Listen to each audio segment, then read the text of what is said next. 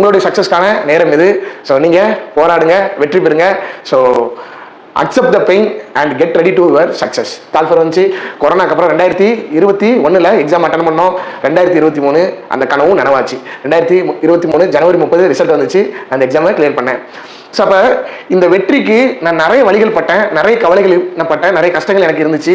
ஃபினான்ஷியலாகவும் சரி, என்னோட மன அளவும் சரி, நிறைய பாதிப்பு நான் அடைஞ்சேன். ஆனாலும் என்னோட மேலே வச்சிருந்த தன்னம்பிக்கை மட்டும் என்னை விட்டு குறையலை.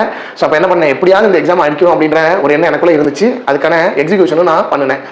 ஸோ அப்போ பாருங்க, உங்கள் வாழ்க்கையிலும் இதே மாதிரி தான் நிறைய கஷ்டங்கள் இருக்குது, நிறைய கவலைகள் இருக்குது. அதெல்லாம் மாறும் அப்படின்னு சொல்லி நினச்சிட்டே இருந்தா நான் நினச்சிக்கிட்டே தான் இருக்க முடியும். நீங்கள் தான் அதை பண்ணணும். உங்களுடைய கஷ்டங்களையும் உங்களோட கவலைகளையும் மாற்றுறதுக்கு நீங்கள் தான் பொறுப்பாளியாக இருக்கீங்க. ஸோ அதே சேம் டைம் நான் உங்கள்கிட்ட ஒரு சின்ன ஸ்டோரியும் சொல்ல ஆசைப்பட்றேன். ஸோ பாருங்கள், நம்மலாம் விவசாயிகள் மாதிரி நம்ம என்ன பண்ணுறோம், விதைகளை விதைக்கிறோம்.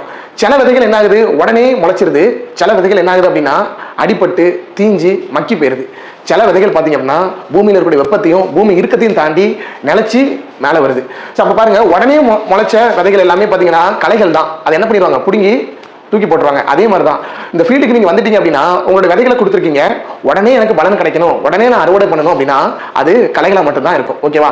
ஸோ அந்த கஷ்டத்தையும் அந்த கவலையும் பட்டு வளர்ந்த விதை ஒரு பெரிய அரச மரமாவோ ஆலமரமாவோ அந்த தலைமுறையை தாங்கி நிற்கக்கூடிய ஒரு மரமாக வரும். அதே மாதிரி தான் இந்த அரசாங்க பணியும் கஷ்டப்பட்டு இடிக்கப்பட்டு தான் நீங்கள் இந்த இடத்துல வர வேண்டியது இருக்கும். ஆனால் நீங்கள் வந்ததுக்கப்புறம் நீங்கள் என்ன பண்ணலாம், ஒரு அரச மரமோ ஆலமரமோ மாறலாம். அப்போ விதையை விதைச்சிட்டோமே அப்படின்னு சொல்லி விட்டுறக்கூடாது.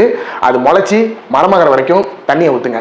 ஸோ அதுதான் உங்களுடைய ஆக்ஷன், அதாவது உங்களுடைய எஃபோர்ட். ஸோ உங்களுடைய எஃபோர்ட்டை மட்டும் இதை நீங்கள் போட்டுக்கிட்டே இருங்க, அதுக்கான பலன் உங்களுக்கு கிடைக்கும். நான் என்னோட சக்ஸஸ்க்கு என்ன எஃபோர்ட்டை போட்டுகிட்டே இருந்தேன் அப்படின்னா, ரெகுலராக நான் டெஸ்டஸ் அட்டன் பண்ணேன். இந்த டெஸ்டஸ் அட்டன் பண்ணுறப்ப எனக்கு 2 விஷயம் தெரிஞ்சிச்சு. ஒன்று, நான் என்ன லெவலில் இருக்கேன். 2வது, நான் என்ன எரர்ஸை பண்ணுறேன் அப்படின்னு சொல்லி தெரிஞ்சிச்சு. ஸோ இந்த 2 நான் சரி பண்ண ஆரம்பித்தேன். என்னோட சக்ஸஸை நான் அச்சீவ் பண்ணேன். இப்போவுமே அதே மாதிரி தான் நான் இந்த கதைகள்லாம் பேசுகிறப்ப உங்களுக்கு மோட்டிவேஷன் ஆகிருக்கலாம்.